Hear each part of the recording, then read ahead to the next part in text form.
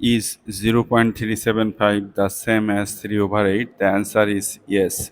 This is decimal form, this is fraction form. Let me prove that. Convert this 0.375 into fraction.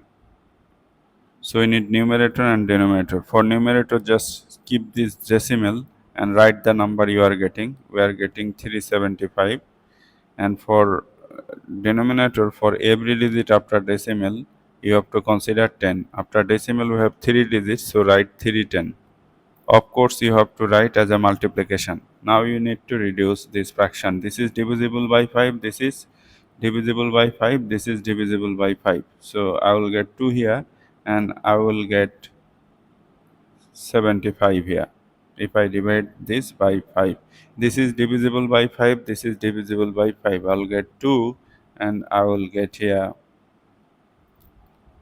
115.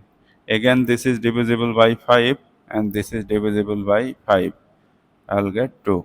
So basically we are getting 3 over 2 times 2, 4, 4 times 2, 8. 3 over 8. That is 0.375 equal to 3 over 5. This is P by Q or fractional form and this is decimal form.